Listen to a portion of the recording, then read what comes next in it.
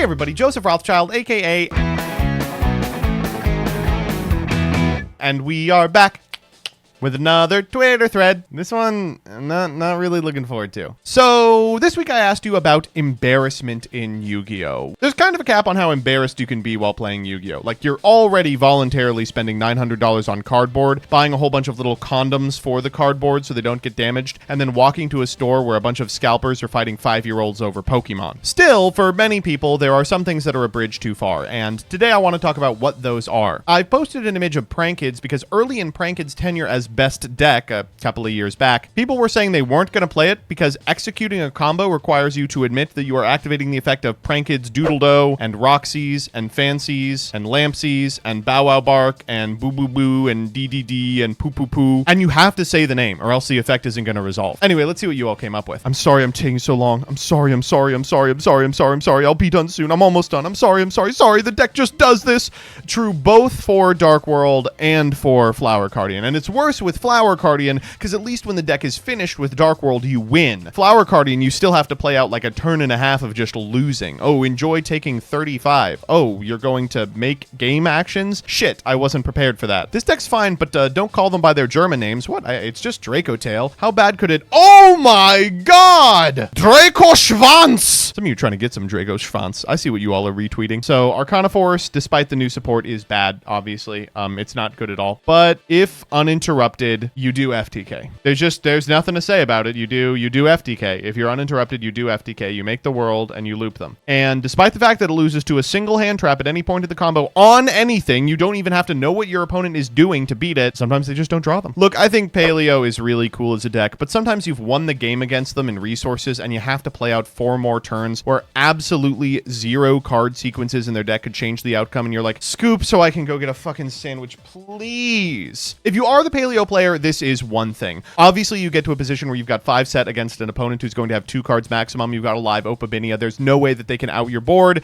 but it's going to take you like 4 turns to get to a lethal position. That's one thing. What Rebecca's talking about here is a situation where the player playing a competent deck has kicked the teeth of this back row strategy in, but because it plays so many Battle Fader style effects, it's just gonna take a while. I hate this like 10-minute post-game aftercare you have to do with this fucking strategy. I don't care how German you are. I don't care if you're a world championship. I'm hitting it and quitting it. I played Tier for a full year after its banning. Do you know how embarrassing it is to have people fully recognize you and say, still on this, huh? I love this deck more than any other and always will, but I always cringe when I sleeve it up because it just feels pathetic. Let it go. It's over. I feel the exact same way. Oh, there's a new fusion-based archetype that are dragons and spellcaster monsters, making turn 0 plays and cycle stuff like hand traps and compulse those monsters on the opponent's board, and it's super splashable with other archetypes, and I'll be on target Edo. I mean, it's just really irritating that like Branded is this super cool, interesting deck with a lot of plays going both first and second that is an equal capacity to build a board and break a board, and they accidentally let it have the capability of doing this. Like, it was still fine in its associated format when it wasn't doing this. It was still a really good deck, probably the best deck, but it could also just do this. It could just do this. It could do this. So why not? Why not do this? And look, the field spell merges all the mechs Voltron style. I really do like the tokusatsu influence. The end board is mistake, yes. Yeah, it is really frustrating because this does a cool flashy combo. It's got a lot of really sick fucking moving pieces. It's modular. You know, you can do it at different ways based on how your hand works or through different hand traps. And the end goal is just a fucking towers that's also Colossus. Big towers ass Colossus. It's crazy we had to go this far down to see Yummy because I think this is the modern iteration of Prankkids where people refuse to say the names. I am asking you all to do this. If your opponent is playing Yummy, it is your job to act like the guy in the IHOP copy pasta. They go, effect, and you go, sorry,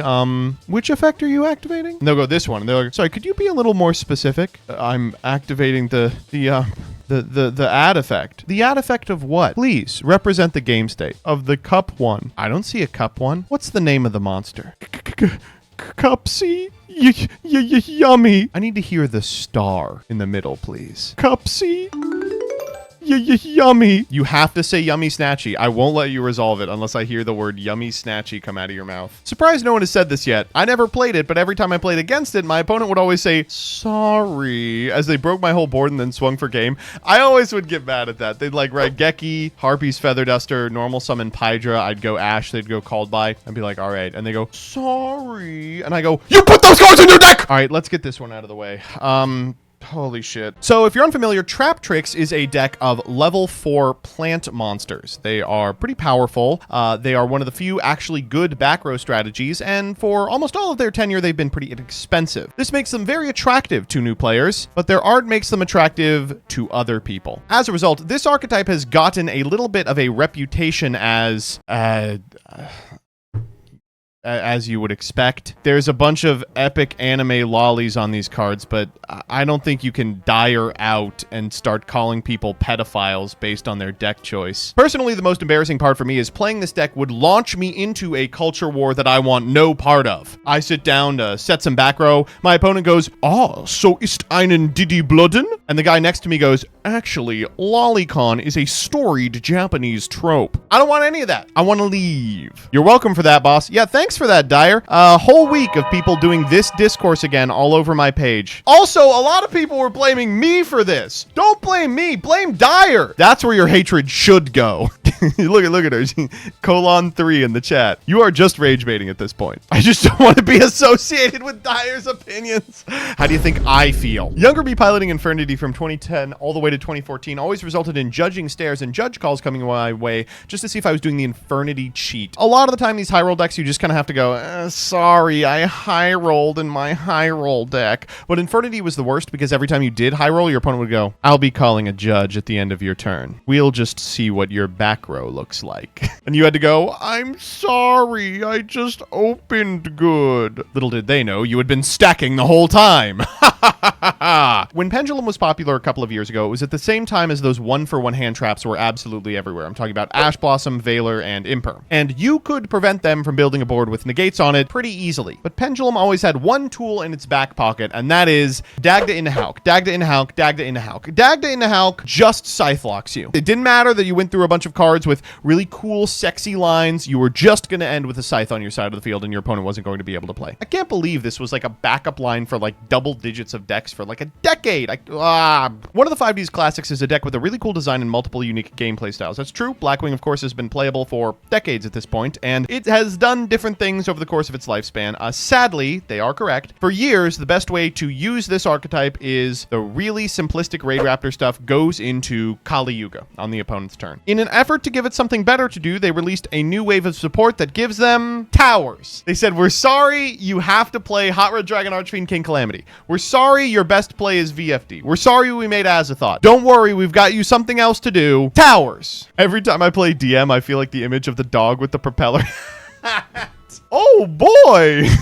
I love playing Labyrinth as a trap-heavy control strategy, but usually I will put in a single copy of 2 Floodgates based on the meta. When they do come up, it feels like, sorry, no, it isn't done. Yeah, Labyrinth is a pretty good example of this. It's a deck that incidentally plays a lot of trap cards, but in execution does interact with your opponent, play on both players' turns, have interesting combos, and end on powerful, if not slightly generic options out of the extra deck. But because it can sort of search trap cards, you do often just slot in a copy of like D-Barrier or be like, fuck it, I'll put in a couple of continuous traps they forgot to ban and instead limited. And then if you draw them, you just got to look at your opponent and be like, I have combos.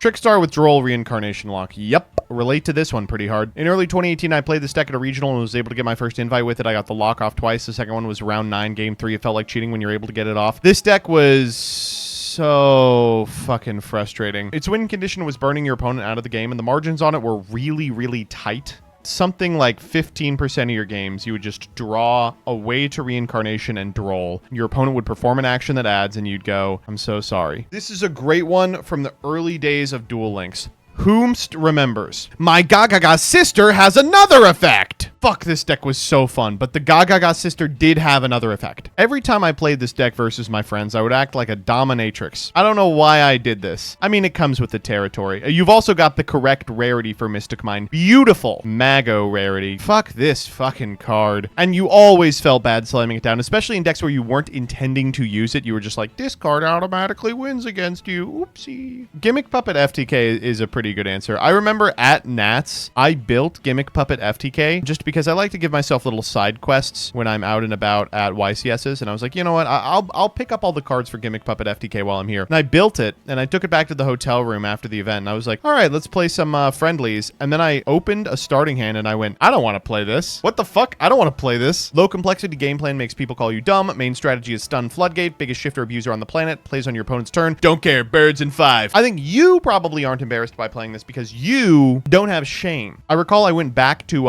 my hometown for some Christmas to spend with my parents. My old local hosted an event. And I was like, I'll show up to this, sure. And I got there and I played Fluanderies, and I had never played the deck before. I had just gotten all the pieces together right before I flew down there. And so I'm doing the combos and I make it to finals. In the very last match, it was against IDS, I believe. I tribute summon an M-Pen and I go, wait a minute, can I go M-Pen 1, Eaglin 2? They were like, that is the core gameplay loop of the strategy. And I was like, oh, great. I win. Infernoid is an aesthetically cool deck, but playing a card called Harm a Dick, leading to the same dick joke over and over again in casuals, makes me cringe every time. Just in general, a couple of their cards make me need a guide so I don't awkwardly stumble out the monster's name. I'm sorry, Rudy Tooty Fresh and Fruity, you have to say Harm a Dick. 3 days of dire-related discourse aside, I thought this was a really interesting experience. I think a lot of us could stand to be a lot more shameless when we go to locals. You don't want to say Prankins poo-poo-poo, you don't want to say Yummy Cupsy Way. The least you can do is Summoning Chance. Get cringe with it. It's a children's card game.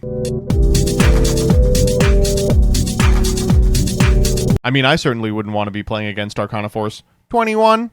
Thank God your combo doesn't have 21 in it. Thank God it don't have 21 in it. You stupid. No, I'm not. 21. Thank God the combo don't got that in it. 21.